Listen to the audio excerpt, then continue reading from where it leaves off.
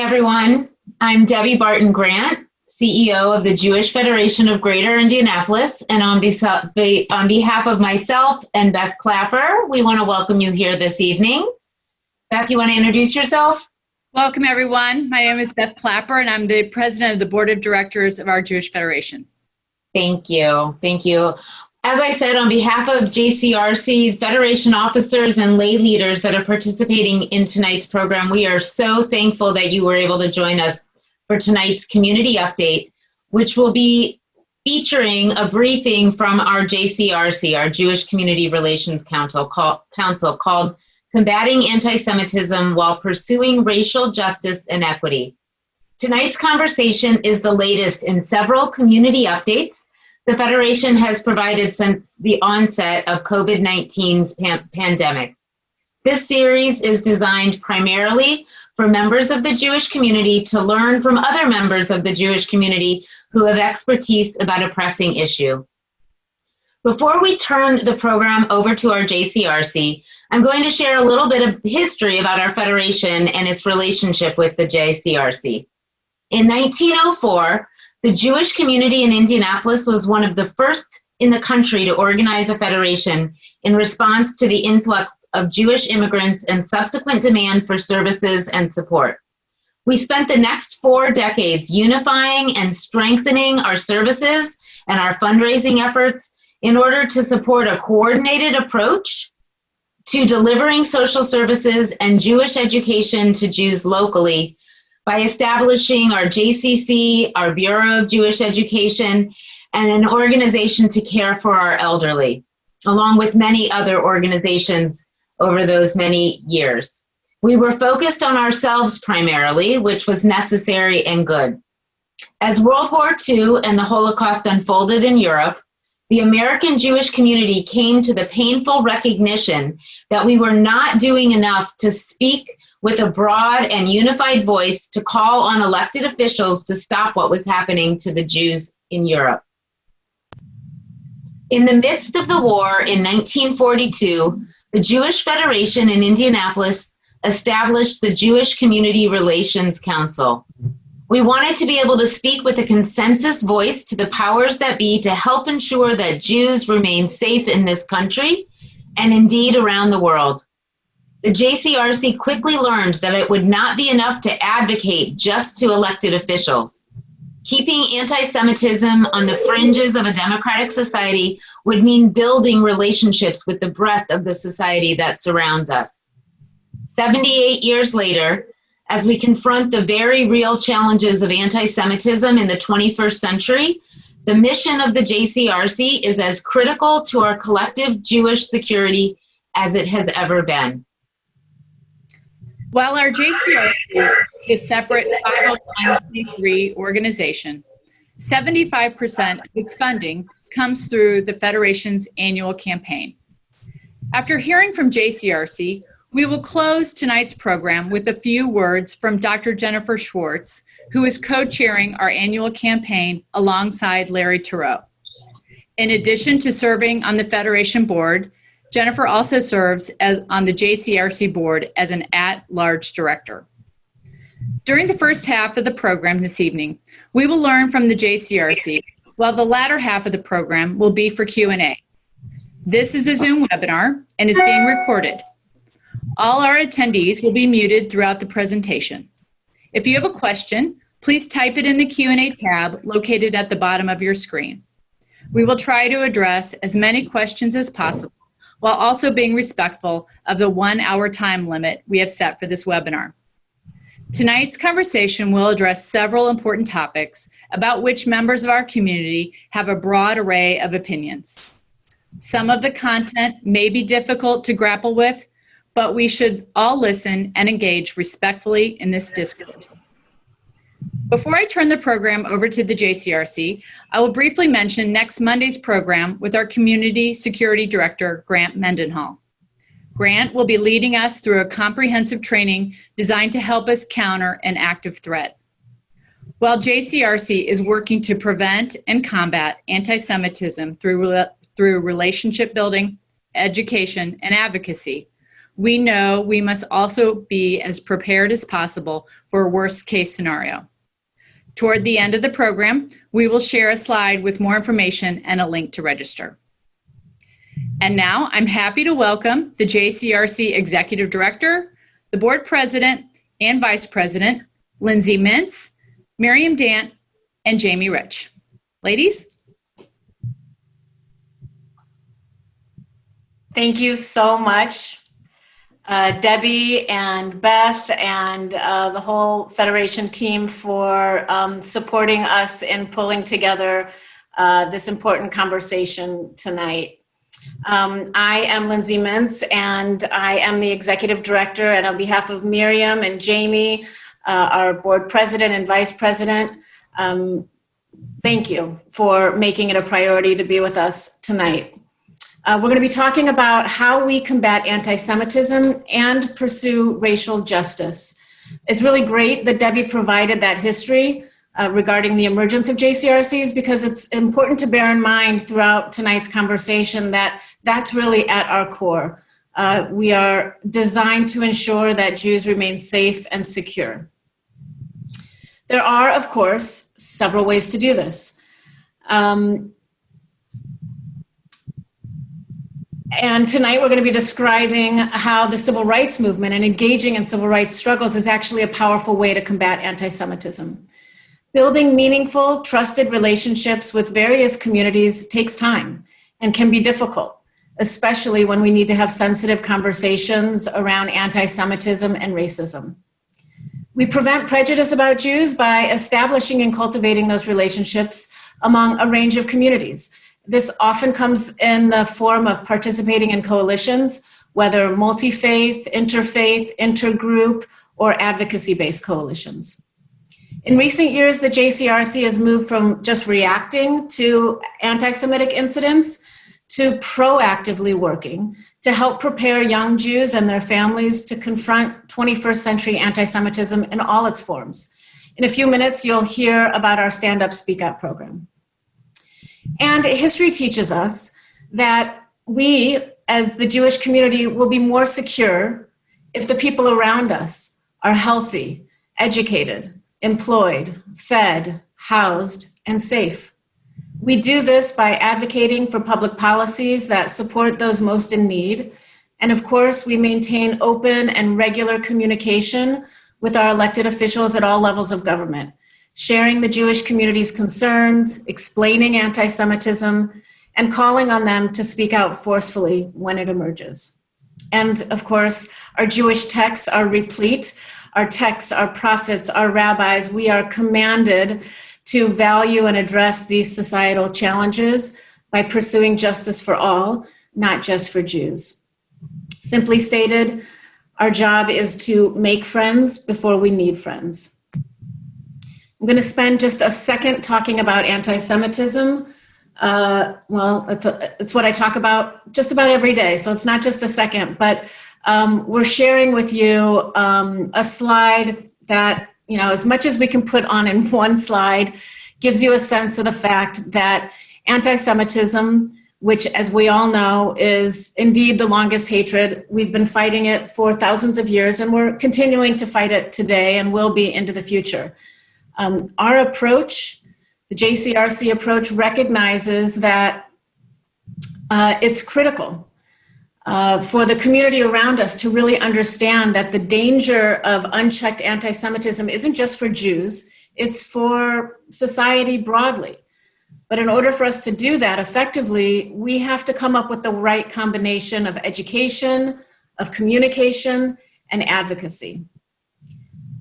History has also taught us that anti-Semitism increases when societies are experiencing major unrest and when large parts of society are looking for an explanation or a scapegoat. We certainly are in the midst of pretty significant societal unrest today. So today we're seeing it emerge from both sides of the political divide in America. And as I've said, our first job is to understand how it's manifesting. And then the real challenge in many ways is understanding our audience and knowing how best to communicate how dangerous anti-Semitism is. On the left, we continue to see anti-Semitic tropes and anti-Zionism infect college campuses and social justice circles, as Jews are a scapegoat for the power structures that perpetuate institutional and structural racism. And on the right, of course, we continue to confront classic and often violent white nationalism and extremism, which the FBI and ADL continue to identify as the American Jewish community's biggest security threat. And I am now happy to turn it over to Miriam. So I've given a little sense for JCRC's approach and anti-Semitism today, and Miriam and Jamie are going to talk about our history in this work all the way up until today. Thank you, Lindsay. Good evening, everyone. For nearly 80 years, the JCRC has been engaging and advocating on a wide range of issues connected to civil rights and social justice. In the 1940s and 50s, the JCRC became a leading organization in Indianapolis that helped desegregate housing, schools, and public spaces. In the 1960s, JCRC supported members of our community who wanted to join the Freedom Riders that desegregated public bus terminals throughout the South. In the 1980s, JCRC began to have a regular presence in the halls of the Indiana State House, joining and often founding coalitions that advocated for civil rights, separation of church and state, equity with respect to education, employment, healthcare, and housing, particularly for those most in need, which was and continues to be primarily communities of color. In the 1990s, JCRC was a founding member of the city's Race and Cultural Relations Leadership Network. So as you can see, our history of working on these difficult issues is long, but also constant. At the core of our history is the question of why and how does the Jewish community step up to protect other minorities? There are several reasons, including the fact that we ourselves have been the minority that went unprotected. We know that when other minorities are unsafe, the Jewish people are also vulnerable, and we recognize that both racism and anti-Semitism come from many of the same sources, both on the far right and the far left. We know that some members of our community are concerned about whether our commitment to combat anti-Semitism will be curtailed or affected by our increased engagement in racial justice and equity conversations. We want to acknowledge that and hopefully address that concern tonight. But we believe that the short answer to this question is no. At the same time, this work is not easy and it is not straightforward.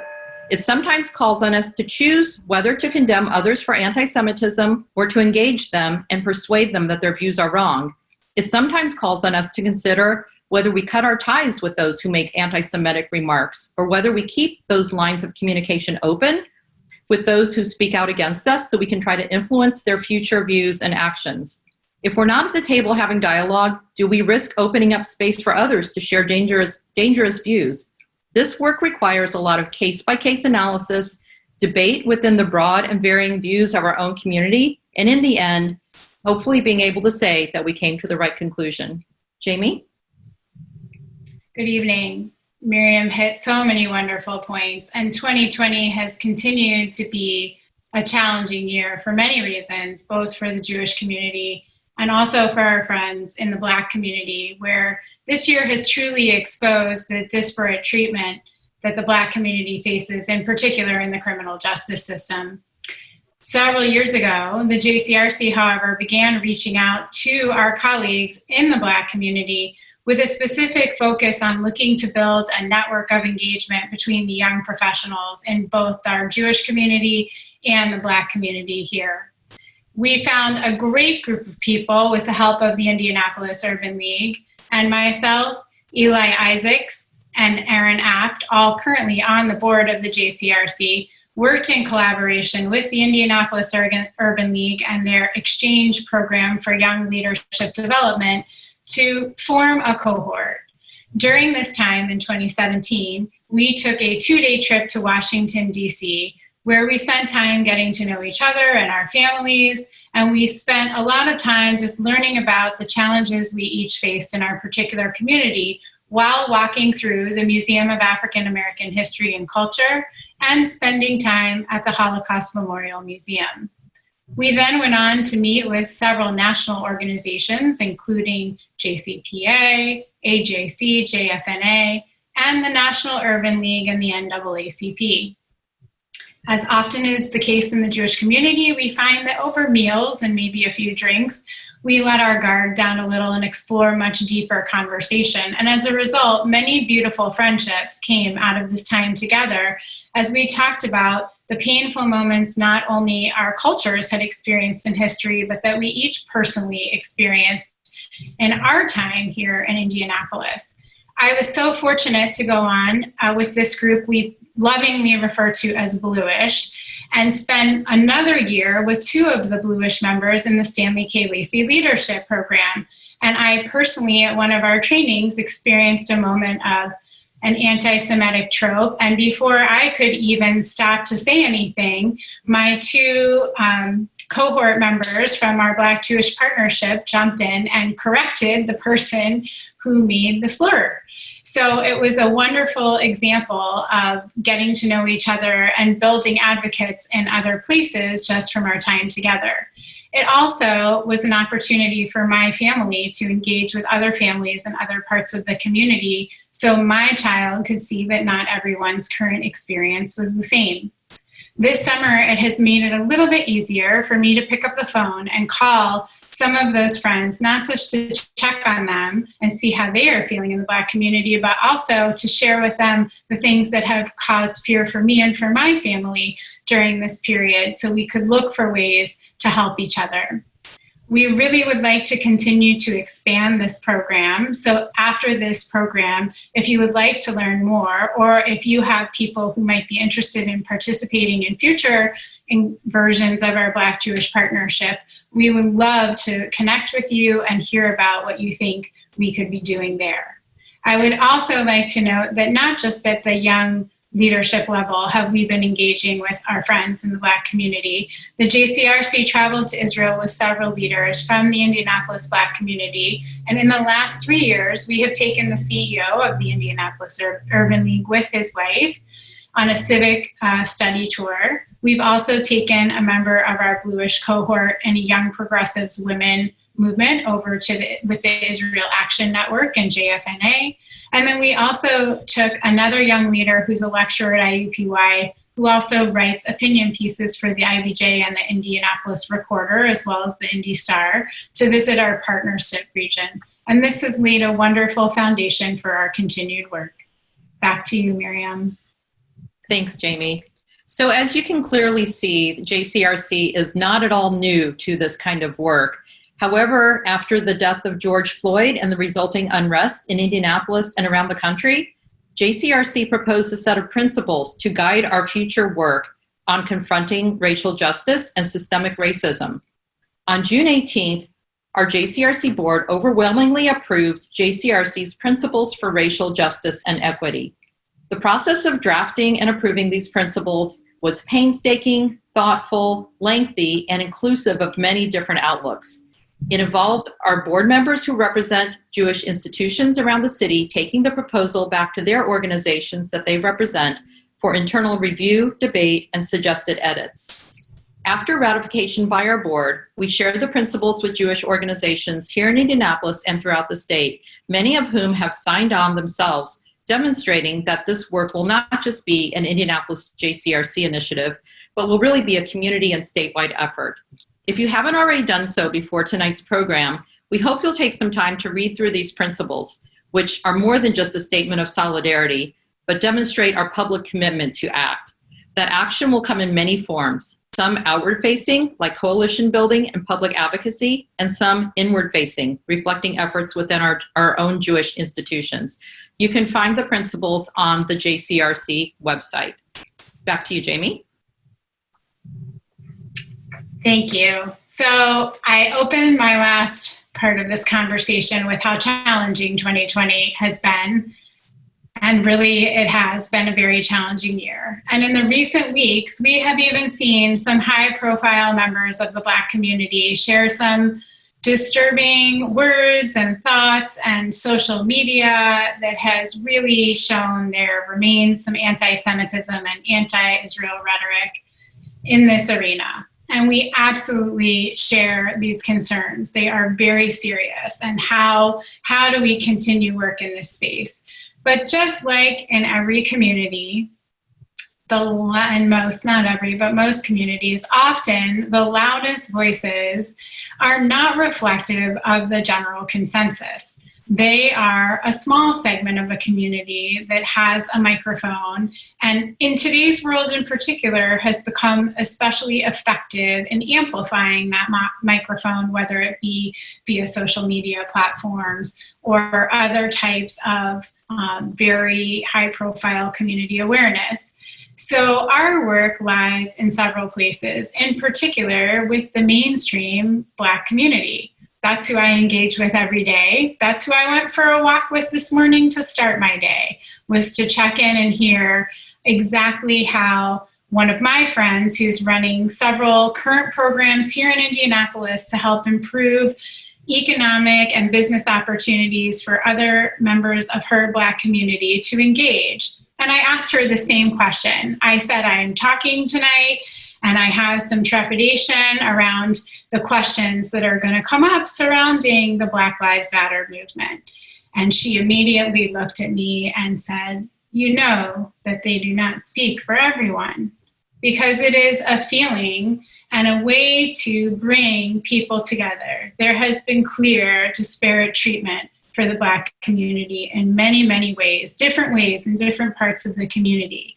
This is a time to create space for all of us to exert enormous amounts of grace as we learn about each other's experiences.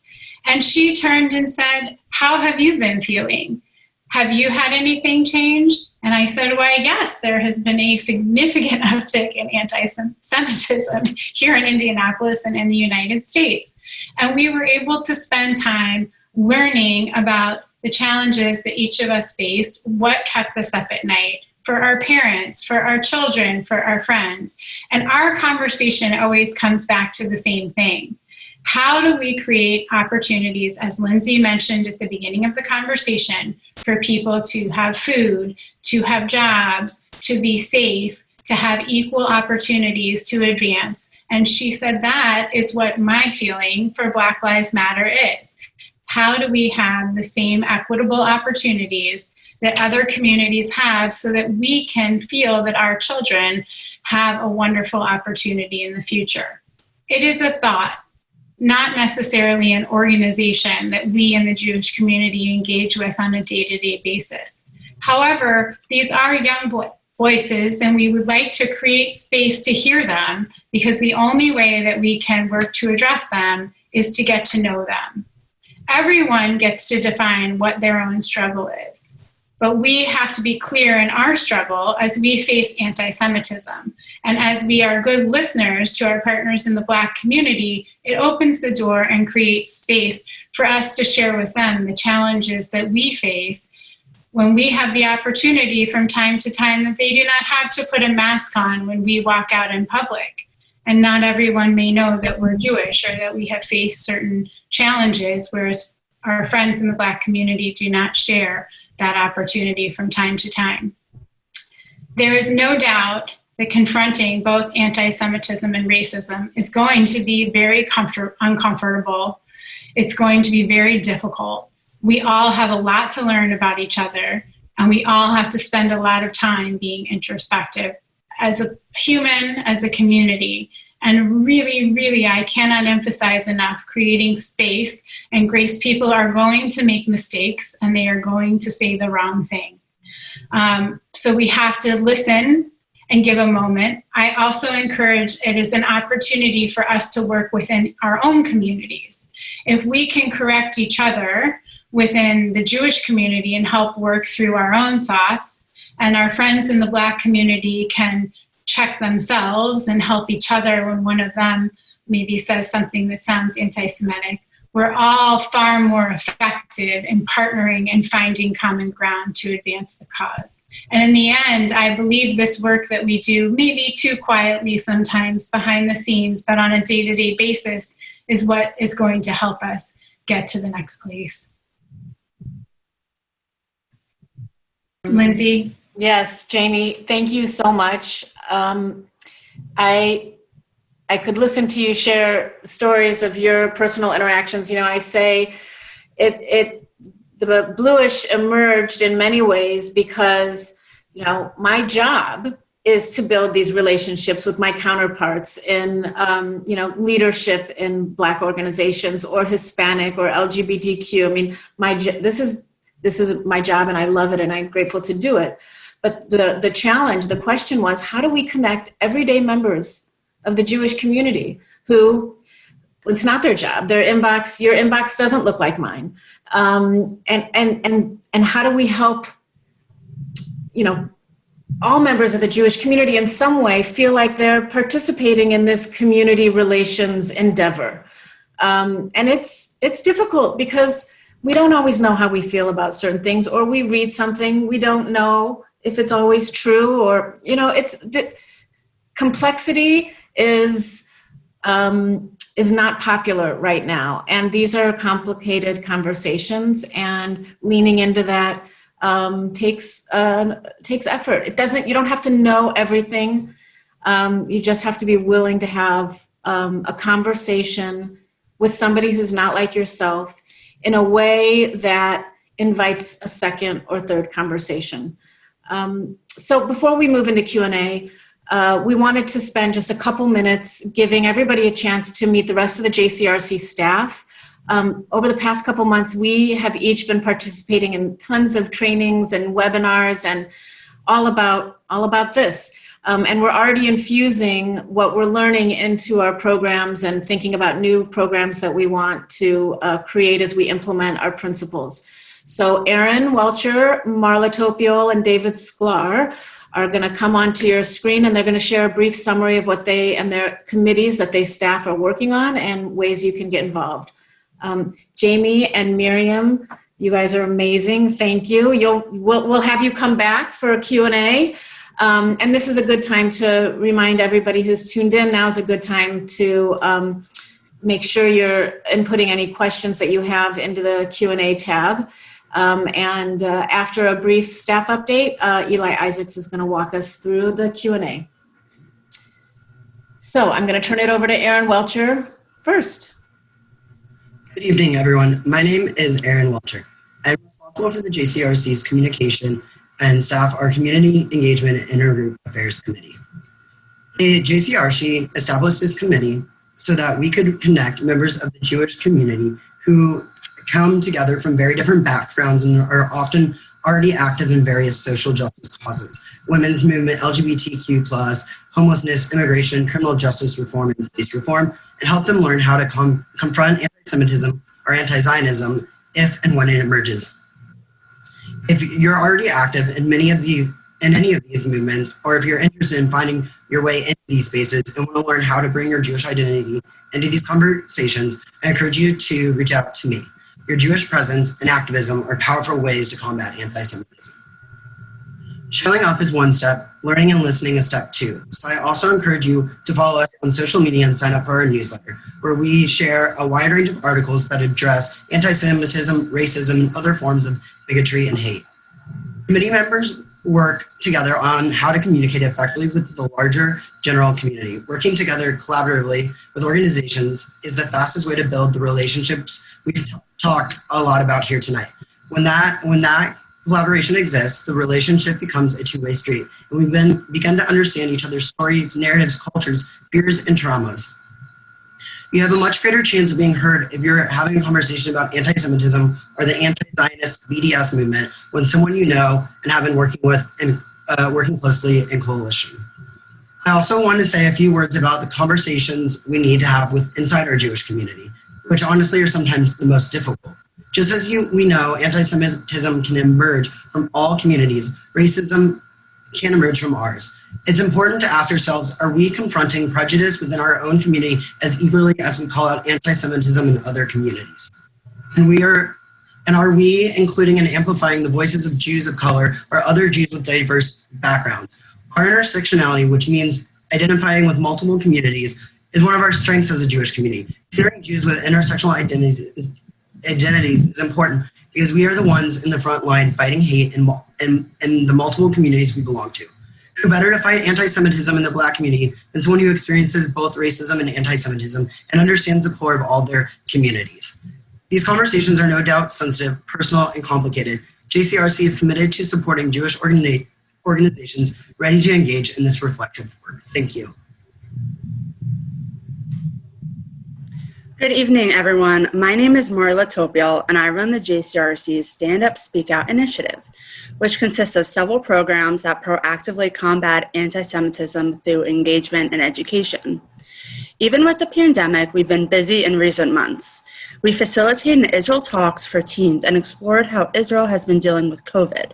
We've hosted 3 sessions for Indiana teachers, providing curricular resources and training on how to teach about religion, anti-Semitism, and the Arab-Israeli conflict within their classrooms. And we are currently in the midst of a 3-part series in collaboration with PJ Library called Navigating Judaism, where we're helping families with elementary age kids address issues that might arise around being Jewish in public schools, like recognizing anti-Semitism, preempting high holiday conflicts, and managing the December holiday season. This fall will be even busier, even with all our programming being virtual. We still have a few openings in our 2 flagship programs for Jewish 10th, 11th, and 12th graders. The student-to-student program trains Jewish teens to go into classrooms where there is no Jewish presence and talk about what it's like to be Jewish.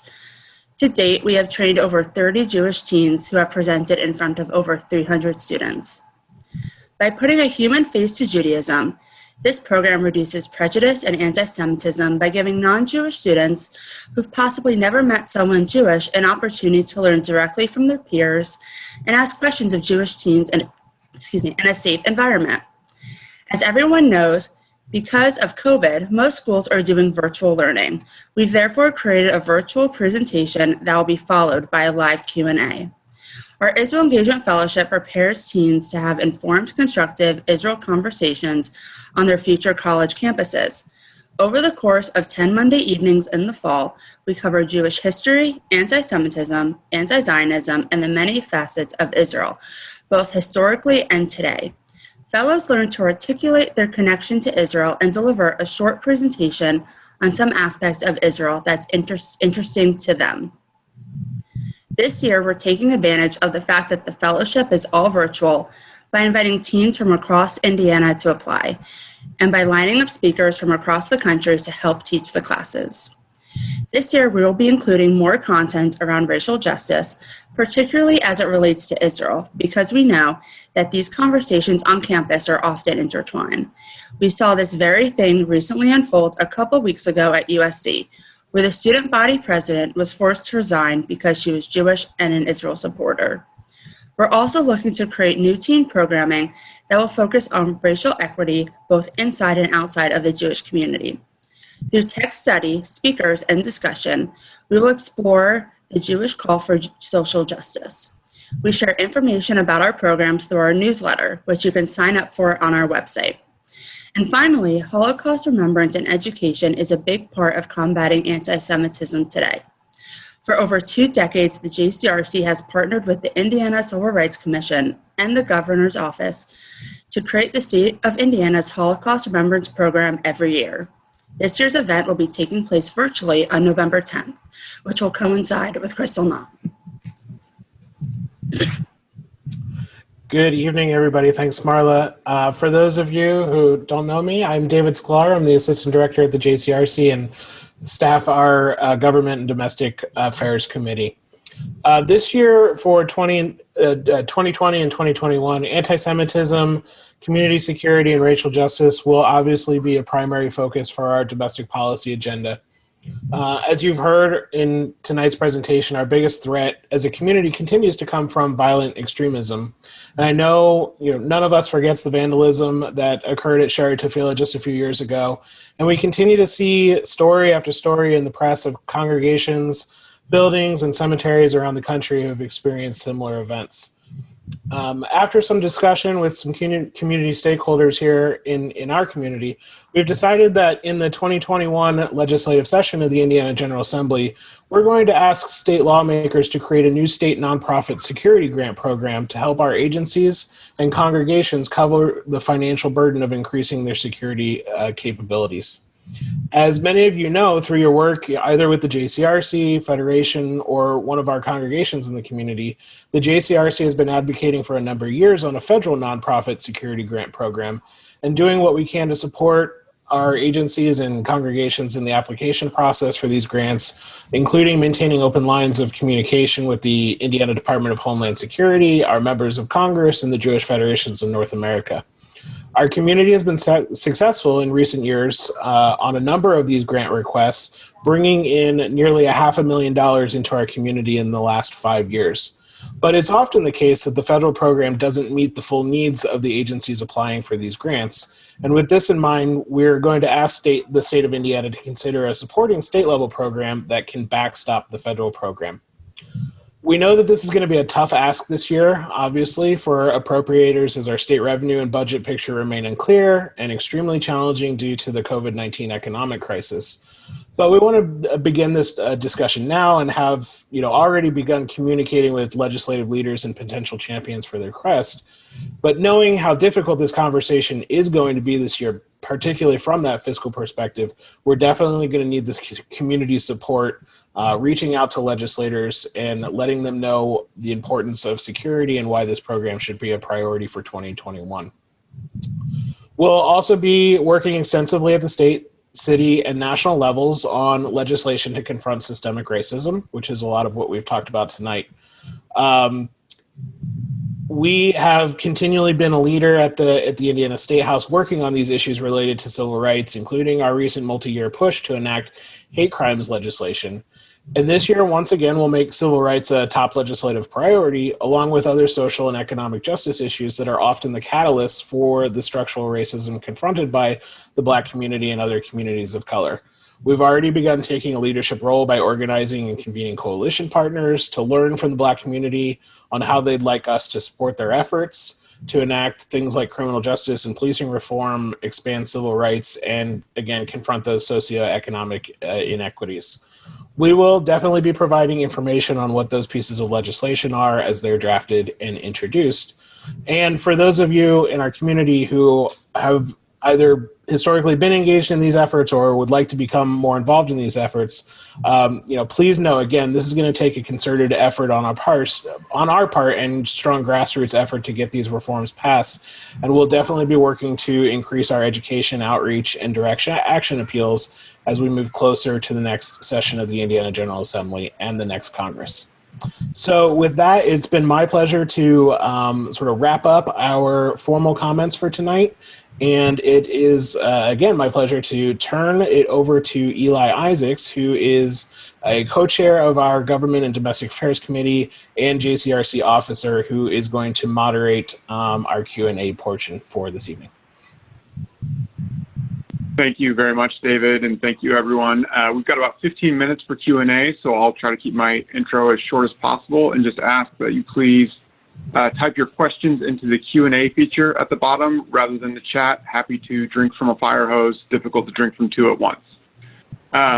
So without any further ado, I'll jump in. The first question for the panel this evening: have there been any negative responses to JCRC's decision to support the Black community broadly rather than the Black Lives Matter movement in particular? Are you going to tell us who you want to take each question, or should we? I'm happy to kick that one off. Great. And then Lindsay, you'll probably do my cleanup.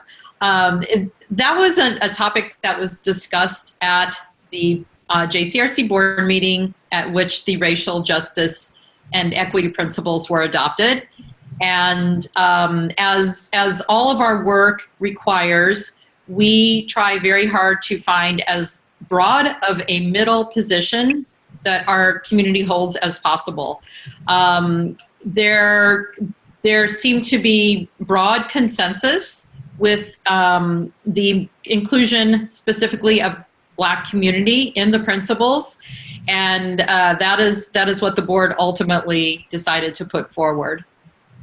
Lindsay, you might be able to expand on that a bit more, because I know this is an issue that comes up not just in Indianapolis, but in other communities as well. Yeah, I think that's exactly where I was going to go, Miriam, which is there are over 125 JCRCs across the country, and I'm actually serving as the chair of the Directors Association for JCRC directors. And so a lot of my conversations are with my colleagues around the country, and these have been difficult conversations within the Jewish community, no doubt. Some JCRCs very quickly issued statements after the killing of George Floyd and the others. I'm really proud of the process that JCRC here in Indianapolis has adopted, which is, we've got a whole flow chart, a decision-making flow chart, and because people know that they will be heard, that their voices will be lifted up. Usually the process allows people to feel good about the outcome, even if they might not agree with all aspects of it. And we, like we said earlier, we wanted to put language down that was more than just a statement. And that means there might be some language that feels a little bit like fingers on a chalkboard, until you say, okay, I'm going to really enter this and think about it, and think about, what is my role personally as a parent, as a member of the community, to really be a part of what is the third wave of the civil rights movement. I mean, this is going to be the moment that we really are looking back saying, well, what was the Jewish community doing then? Just like in preparing for tonight's program, I was looking through minutes from JCRC in the 40s and 50s saying, oh my gosh, they were in many ways having the same, there was even references to, not all of the Jewish community felt like this should be the priority of the JCRC, but here they were really moving that needle forward. And it made me proud to read that history. And I think that's where we want to be when our kids look back on this moment.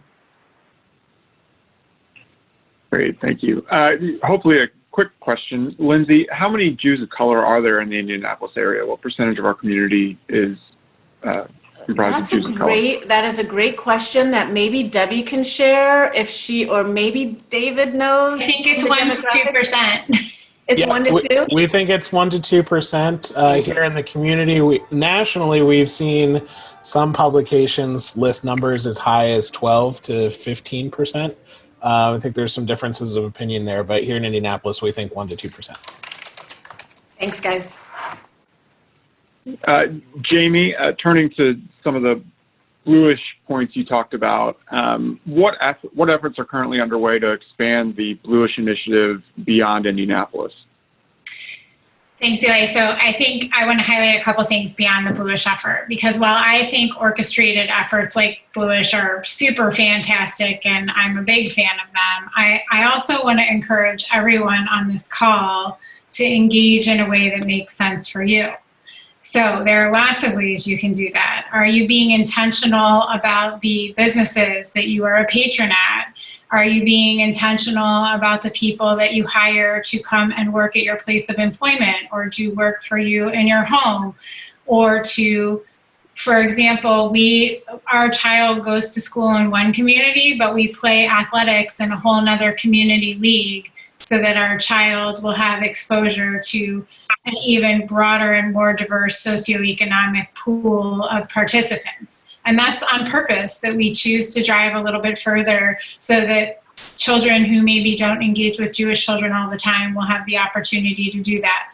So I want to issue a caveat there that I think this work goes far beyond Bluish. Separately, however, Lindsay and David, Aaron and Marla have been doing an amazing job working to expand the work that JCRC in general does throughout the state by coordinating with a couple of the other federations throughout the state and several community members there. So as the opportunity presents itself, there are more Black community urban leagues popping up just now. They're not quite as ahead as up to where the Indianapolis Urban League is as far as the exchange goes. So our eyes are open. We would love to build a model, but we were chosen to do this with some help from JCPA at the very beginning in 2016. And St. Louis was another community that was chosen to do this, and a couple of other communities our size. And so I still talk to St. Louis about the work that they're doing, being part of the Frank Fellows through JCPA. We all talk to each other, Atlanta, New York, San Francisco. How are we all engaging? But you're right. We think there's a tremendous opportunity to grow and model this. So we welcome connections and connectivity you have to help us do that. And I'll just jump in super quick. So we've, we're really been proud of this program for a long time. We were really proud of the Bluish program when we put it together, and especially the DC component of it. And, I've had lots of conversations with JCRC staff from across the country about, just giving them information on how to potentially duplicate it. And, certainly there are other things that we could do, other trips that could be taken to locations of civil rights history like Selma or Birmingham or things like that. So those are all on our agenda. But, quickly, I will say, if you are looking to try to create something like this in a local community, I am happy to be on the phone with you and, kind of talking through what that looks like, how to start that process, and talk about some of the logistics of something along those lines. Great, thank you. Next question I will direct, I think, to Miriam first, if you don't mind. Does the JCRC try to combat all forms of hate? And maybe as a quick follow-up to that, should it? I will say yes and yes. And as our most recent example, as was mentioned earlier, our multi-year coalition leading effort to get Indiana to finally pass a hate crimes law. Our best case scenario would have been that the law that passed would have more directly protected more minority groups and groups that are often the subject of hate crimes than it did. However, we have since then had a positive U.S. Supreme Court decision that I believe closed the gap where our state legislature may have left off. But the answer is definitely yes, and goes back to something I said earlier. We know as Jewish people that we suffered when no one came to our side to help us in Germany. And we are often the first ones to step up when we see other peoples being oppressed, whether it's a religious group, LGBTQ, people of color, ethnic cleansing, and genocide situations. We know we need to be there, and that's really at one of the cores of what we do. Great. Anyone else have anything to add on that one, or can we move to the next? I will. I sort of feel like when this question comes, the undercurrent is if we do too much, then we can't do anything really powerfully or well. And I just don't subscribe to that. I think, in fact, the more we do, now I need to be able to sleep at night and I can't work 27 hours a day, but for the Jewish community to have, in some way, listen, we're commanded to do it. There's the Jewish reason why. We are paying attention to the Rohingya genocide. There's a Jewish reason why we are very concerned when we see people in cages on our southern border. So we know that we are supported by our texts and our history. And this really gets at sort of an approach to securing a Jewish future. Do you see that approach as sort of circling the wagons and protecting ourselves? And that's fair. that there have been too many times in our past where we relied on others, and we just need to be able to protect ourselves and focus on ourselves. There are other people to do those other things. The other approach is, since we emerged as a people, we have been navigating and interacting with society at large and figuring out how to negotiate that relationship, and understanding that we have to be in relationship with the majority community in order to keep ourselves safe. And I don't think it can be all one or the other. And I think that's really the challenge of JCRC, which is that we can do both. And sometimes it'll be more one than the other. But for people who really feel like it should be one or the other, it's easy to sort of lob and say it should all be this way or all be that way. And I'm somebody who says we have to do as much as we can in every space that we can. And just to include that question, it's not a one-way street. For all of the times that we come to stand up for another group that is being oppressed, they come to stand up for us. And we have countless examples of where that has happened. So there is a reciprocal relationship and benefit that happens when we stand up against all kinds of hate. Yeah. With such a broad mandate for justice, and David, maybe I'll throw this one to you to kick it off, it can be difficult to use the same tools in your toolbox for different issues. What do you see as some of the differences between anti-Semitism and anti-Black racism, and how do you address them differently? Well, Eli, you threw that to me. I might throw that to Lindsay. She's often better with words than I am. But what I will say is, as far as confronting both, I think both need to be confronted equally. So at the same time that we are engaging in a process of confronting racism that we see in society, at the same time that we expect the Black community to confront anti-Semitism within their community, we ourselves, I think, need to recognize it and be prepared to respond to racism when it exists in our community. That is it. It happens, right? It happens. We see examples of it. We all have personal bias that we have to confront at various times. And so, we've talked about the principles that we laid out for ourselves as an organization. And when you look at some of the components of those principles and how we are going to work as an organization over the coming months and years, a lot of that is introspection as well. And so we need to, as Aaron said in his comments, we need to have some of those tough conversations ourselves. And, again, if we're going to be in the public confronting racism and doing what we can to support the Black community, we need to be prepared and willing to confront racism when it exists in our community. And if I can hop in, I think there's something really different, something that has really changed in community relations work vis-a-vis the social media platforms that are available. Because of the inadvertent ability to get looped into an echo chamber, because of the noise that is around us and the way that people communicate, because COVID has put us at home in a way that we have not been in the past, I use these words, creating space and issuing grace, all of the time, because this is where we have a real opportunity to grow. And as humans, we should, as good humans, we should.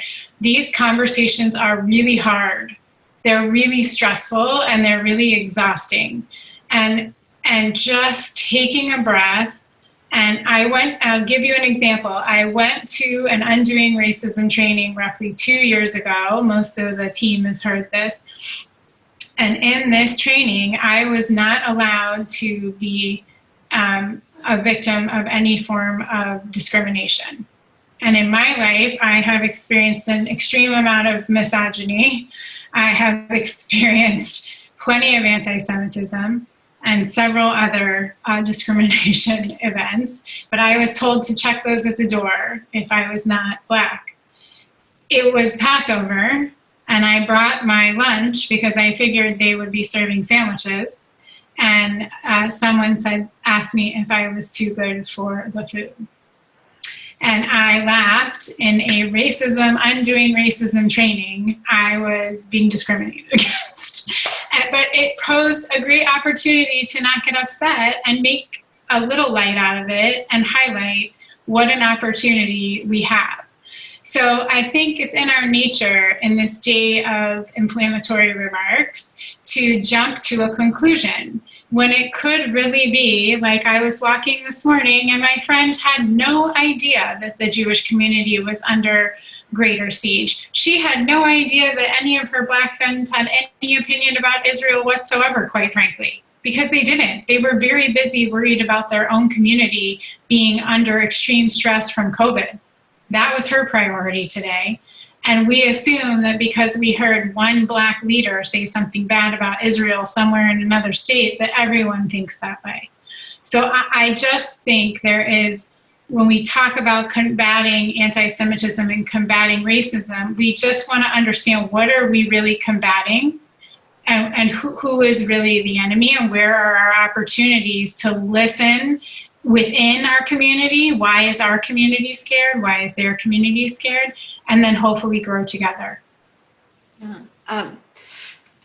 Jamie, even though I've heard some of it before, I'm grateful for your participation, for Miriam's, for Eli's, for Aaron's, for our entire lay leaders, because you guys take this, you ingest it in many ways. This is really important work, not just to the community, but I know you see yourselves as participating in a really significant way. So I feel like I have to say that when you speak so eloquently about what it's done for you and your family. But I want to make one final comment before we wrap it up. I see that we're approaching 8 o'clock.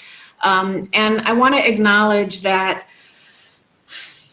and give legitimacy to, our experiences, our narratives, what one person finds most important may not be what somebody else finds. And as Aaron mentioned earlier, sometimes the conversations within our community within our family are the most difficult to have. And so we may feel very pulled to support some of the vision of when people say Black Lives Matter, you might not be able to say it, you might not want to say it, you're not going to post it, but can you find parts of this march, this struggle that makes sense to you that you could support? And then if you can, what does it mean if you hear something, as Jamie said, or read something where a Black leader, or even if even the movement for Black Lives, we didn't get into this, that there's a difference between Black Lives Matter movement, with movement at the end, which is a totally decentralized, happening all over the country in different ways. And then there's an organized movement for Black Lives. And this is the organization that in 2016 issued a charter, and 97% of it, we probably were shaking our heads yes, and it included some really awful language about Israel. And this is the exact, I'm not going to say it's a conundrum, because this is what community relations is. It is, how do we maintain the relationship to try and educate and inform, and when do we need to step back and say it's time to condemn and marginalize? And there are lots of Jewish organizations. As you all know, we have no shortage for organizations on a national scene, all getting involved at different parts of the spectrum. But I think for those of you who might find this struggle between, well, what if an organization, first of all, if they are explicitly anti-Israel or anti-Zionist, and we've done programs on understanding the difference between anti-Semitism and criticism of the democratically elected government.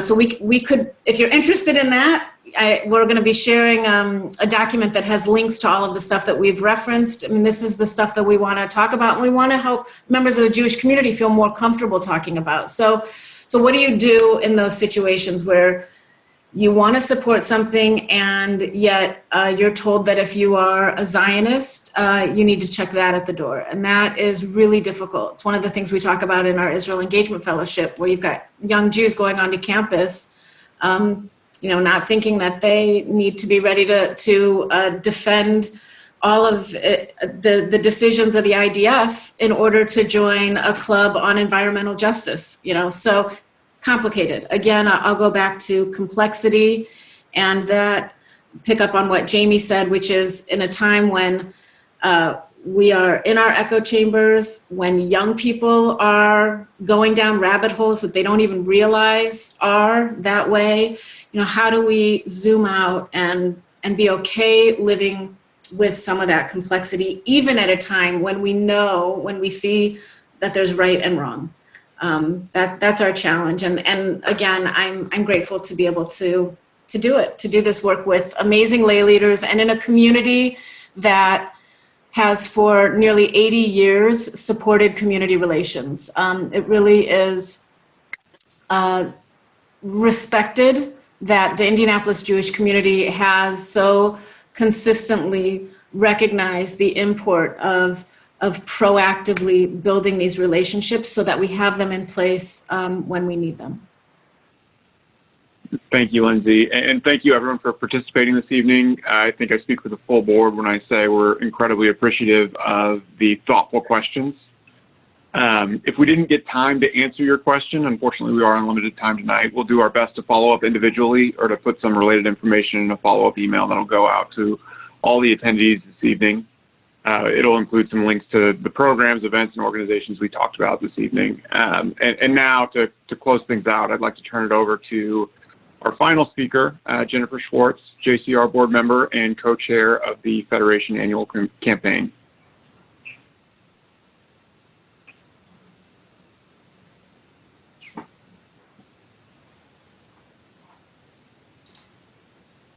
Dr. Jennifer Schwartz, and I'm so proud to be an active board member on the JCRC, on Federation, and I am also the co-chair for this year's annual campaign with my partner in crime, Larry Turow.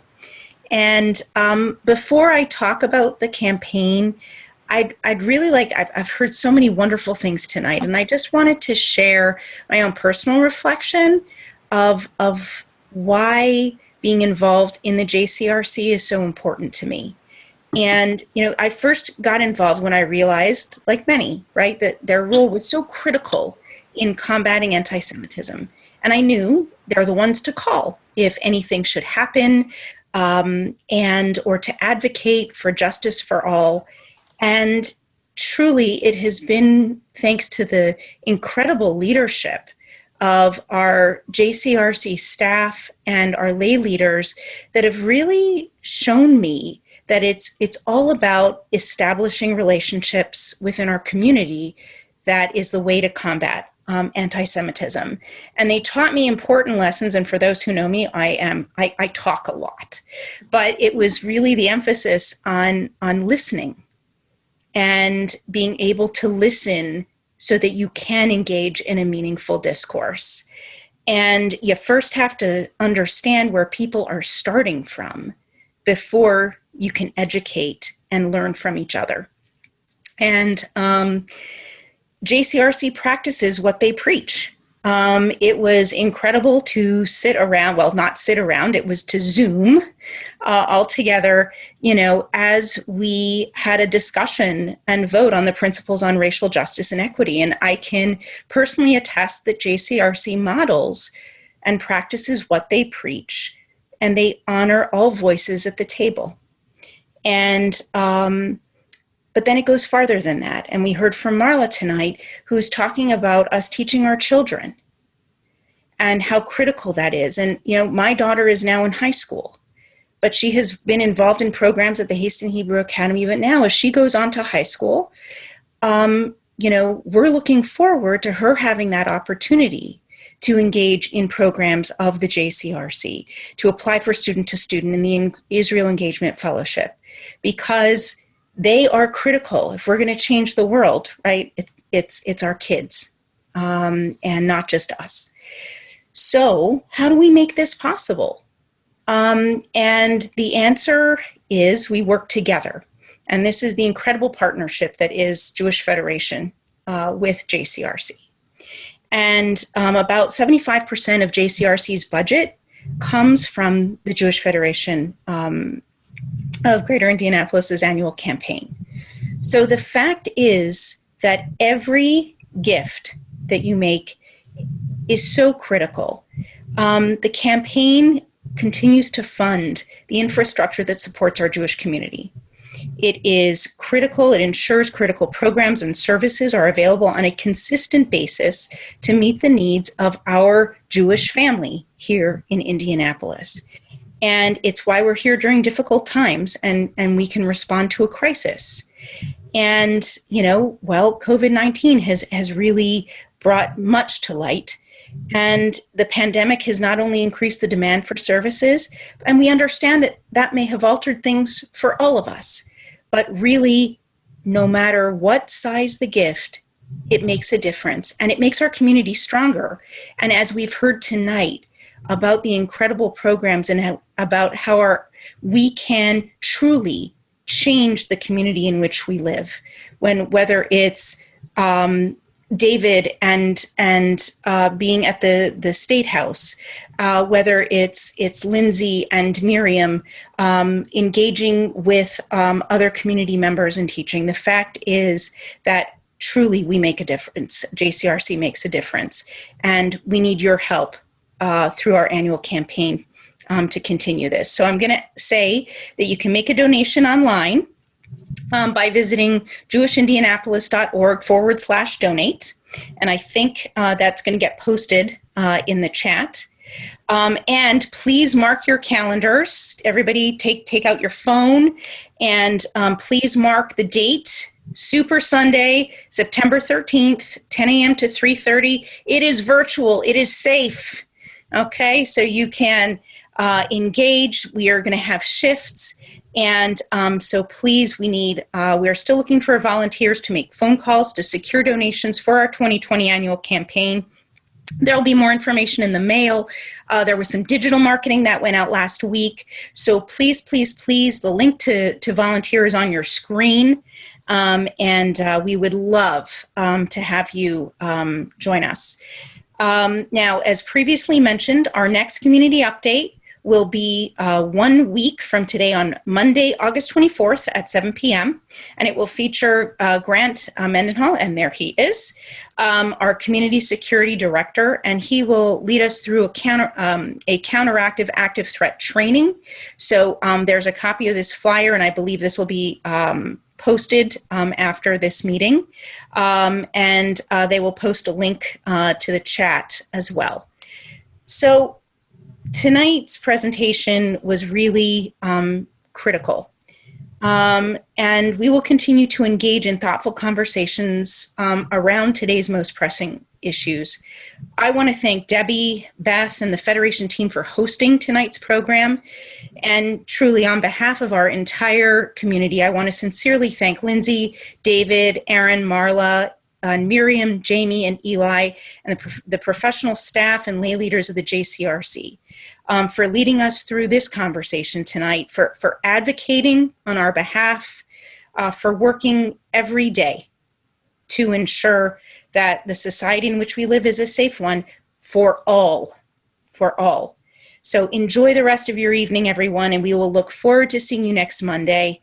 And I think it's a wrap. So thank you, guys.